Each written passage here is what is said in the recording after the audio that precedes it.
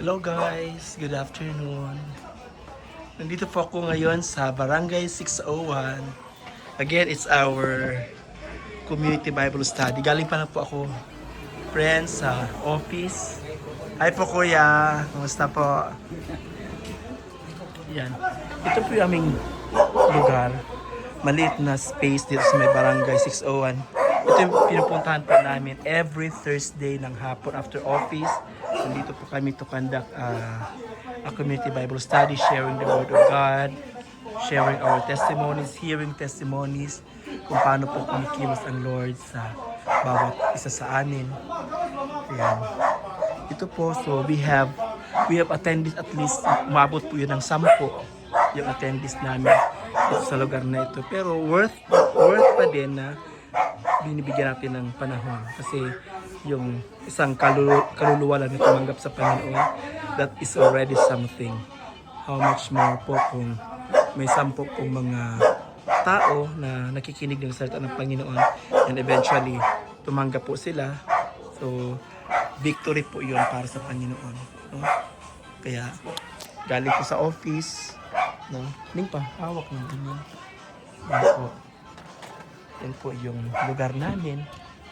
Ito po. So, we also thank the Lord kasi nakapag-open po kami ng community Bible study dito sa lugar na to. No? Kahit maliit lang, pero nandito po yung mga tao na nangailangan po ng Word of God, nangailangan po ng presence ng Lord, nangailangan po ng mga panalangin. Kaya, after office, diretso po tayo dito. No? So, ito po yung, ganito lang po kaliit yung space, yung lugar.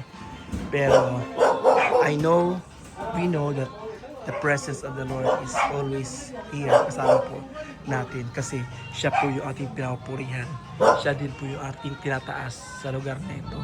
Wala po kami ibang tinataas, wala pong relihiyon na tinataas, kundi po ang tinataas po namin ang pangalan lang po ng Panginoong Hesus. So, we are here. So, 5:25, inantay po namin yung mga mag-attend na pumunta para po makapag-umpisa po kami ng 5:30. And we thank the Lord, hindi po nasayang yung oras namin na nagtitiyaga kami pumunta. Pero alam ko po na ang Lord po ay kumikilos sa lugar na ito.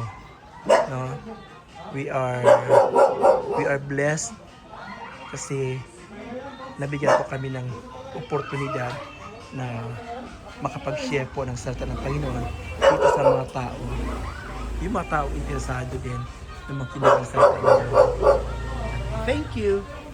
We thank you, Lord, sa ginagawa ng Panginoon. And all the glory belongs to Him.